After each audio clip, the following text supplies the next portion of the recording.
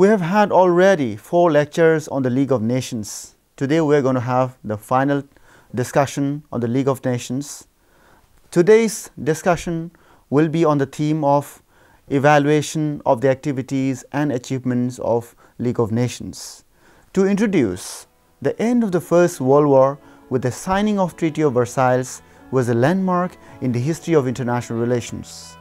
Amidst bitter memories of the war, there began a point of departure in the sense that a unique experiment towards an international organization began to take deeper roots. Discrediting League in totality needs to be aware of the popular caution that, I quote, "It was not the League of Nations but nations of League that failed," unquote.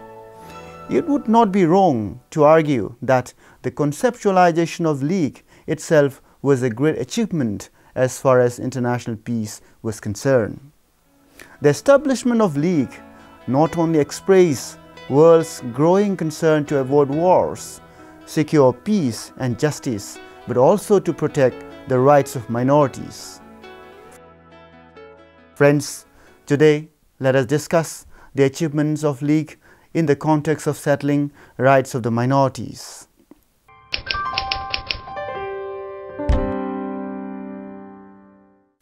At the outset, let us discuss about scope, issues and outreach of League. The convergence of League's overall commitment to international peace with significant focus on securing rights of the minorities did not remain simply as moral foundations, but began to set yardsticks for international consensus on minorities. The setting up of a committee on new states and signing numerous minority treaties within the League system paved ways to addressing questions related to minorities. Some of the important minority treaties involved 5 newly recognized states, namely Czechoslovakia, Greece, Poland, Romania, and Yugoslavia. The League started to witness stronger demands for ethnic and national self-determination. From 1919 to 1920, new states were created in Central and Eastern Europe. For instance, out of the defeated Austro-Hungarian Empire, Ottoman Empire, and Prussian Kingdom emerged a dozen new states, while flagging off the issue of plebiscite in Poland, Czechoslovakia, Austria, Hungary, Yugoslavia, Romania, Bulgaria, and Albania.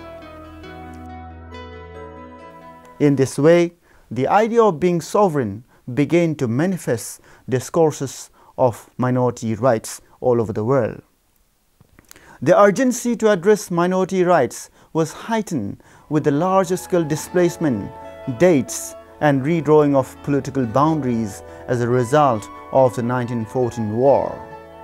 The League took up issues including rights of natives, human and drug trafficking, arms trade, health, prisoners of war, etc. The scope of League's working areas was highly broad, as it included larger international issues such as maritime affairs, trade, disarmament, and national rights. However, one has to remember that the League confronted with a series of dichotomy as the period witnessed increasing brutality of colonialism on the one hand and the demand for freedom and decolonization on the other hand. Therefore, the growing demand for recognition and protection of minority rights can also be understood in the context of larger concerns for decolonization.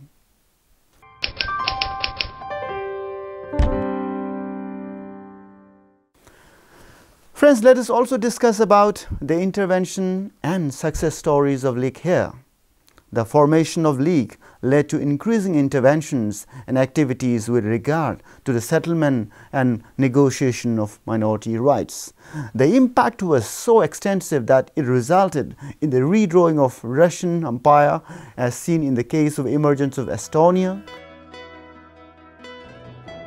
Latvia, and Lithuania.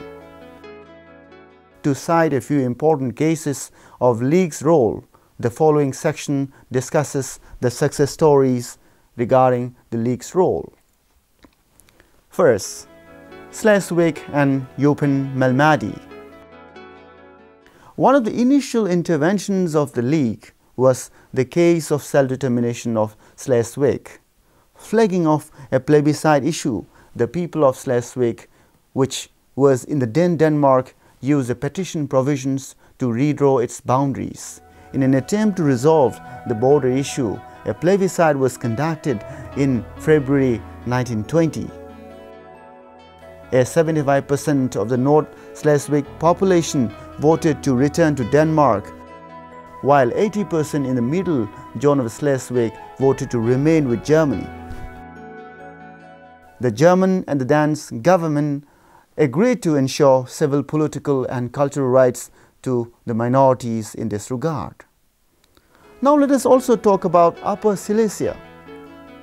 At the Versailles, there had been a bitter discussion between the allies as to whether the Upper Silesia should remain with Germany or be given back to Poland.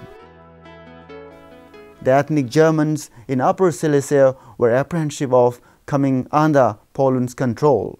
In a retaliatory mode, Poland tried to disband the German civil administration and security forces.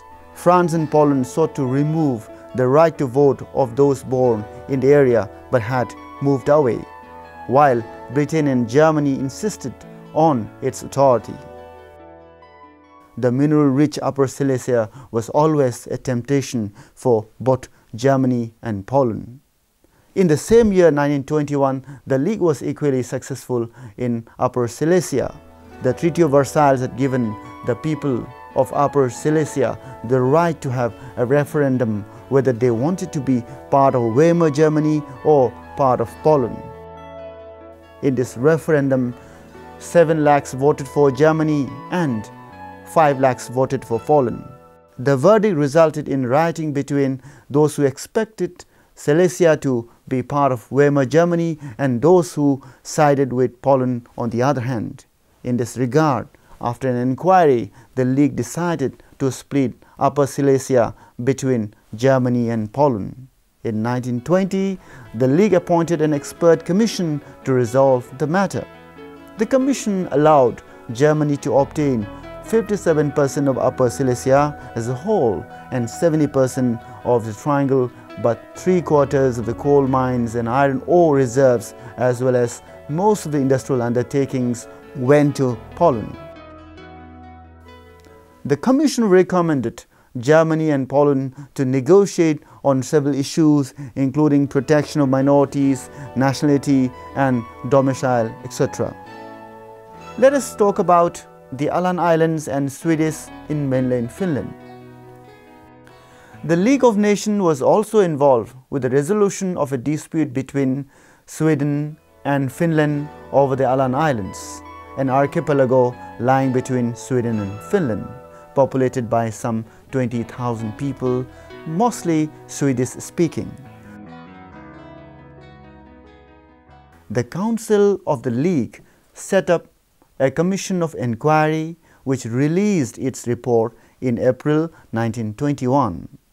On 24 June 1921, the Council formally recognized Finnish sovereignty but added that in the interests of the world peace, showing commendable respect to the Council's intervention, Sweden withdrew its claim of sovereignty over the Aland Islands. Let us talk about the cases of Elliston and Merryweather and Carinthia, where the plebiscites were conducted. Under the aegis of the League, the demand for self-determination drastically grew up. One of the common exercises promoted by League was plebiscite. Another plebiscite took place in Elliston and Merryweather on 11 July 1920, which the Allies and Poland wanted to reclaim. On the contrary, in Merryweather, only 7,947 persons voted for Poland compared to 96,894 for Germany. The League advised to respect the verdict of the people. Similarly, the plebiscite in Carinthia was conducted in the mixed German-Slovene areas along the southern borders of Austria to address the rights of Slovene-speaking population. Now we will talk about the role of League with regard to Albanian case. The Albanian case was about granting of linguistic and educational rights to minorities, which Albania promised to uphold while becoming a member of the League. However, the Albanian government went on to oppose any long-term imposition on providing special arrangement for minorities. In its advisory opinion of 6 April 1935, the PCIJ rejected the Albanian thesis on the grounds that if minorities were refused the right to manage and control their own schools, it would thwart the aim of minority protection, namely allowing the free development of a minority's consciousness and culture, which is also about the essence of equality. Similarly, in another development, the League resolved a dispute between Italy and Greece over the islands of Corfu in the year 1923. The dispute was peacefully resolved with the intervention of the League. Let us also talk about League's success in Memel. In 1923, the League was successful in resolving a problem in Memel. Memel was a port in Lithuania. Most people who lived in Memel were Lithuanians, and therefore the government of Lithuania believed that the port should be governed by them. However, the Treaty of Versailles had put the Memel and the land surrounding the port under the control of the League. For 3 years, a French general acted as the governor of the port, but in 1923, the Lithuanians invaded the port. The League intervened and gave the area surrounding Memel to Lithuania, but they made the port an international zone. Lithuania agreed to this decision of the League. It is also equally interesting to talk about League in Turkey, where a case of humanitarian aspect can be seen.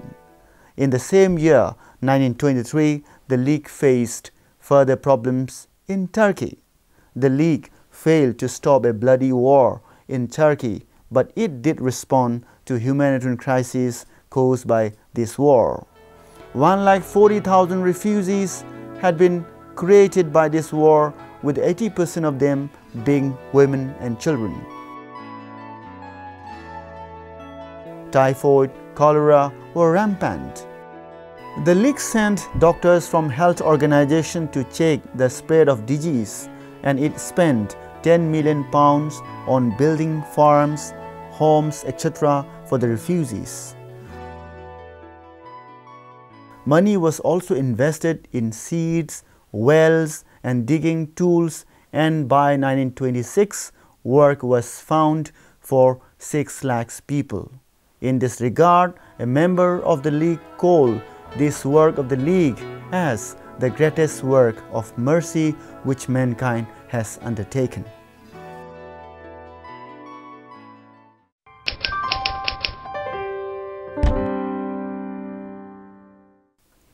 We will now talk about the Greek-Bulgarian crisis of 1925.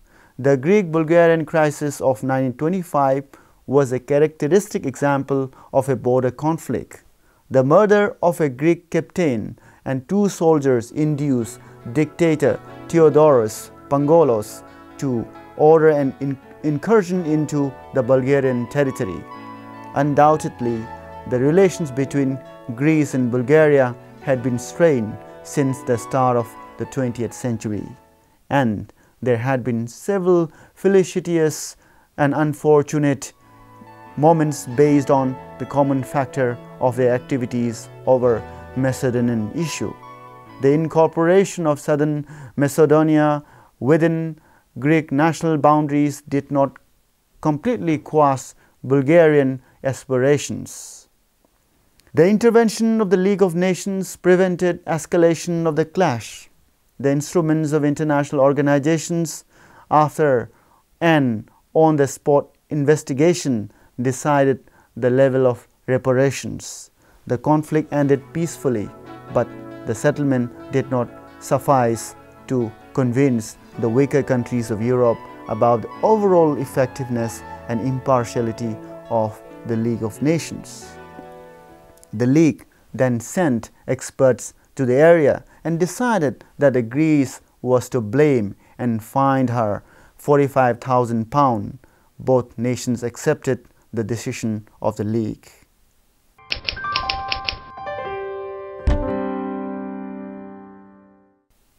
Towards the conclusion remark, we can say that the League of Nations was founded to prevent wars and ease out interstate relations. It would not be wrong to say that the history of League has been that of successes and failures. During the first decade of its existence, the League had several achievements. It is credited to have resolved several interstate disputes which in some way or the other contributed in the prevention of warlike situations. It is often credited that during its tenure of 20 years effective existence, the League settled 13 political disputes in Europe particularly. The League also prominently figured in the field of humanitarian interventions, from health-related activities to fighting deadly diseases of the then world. The League contributed in plenty.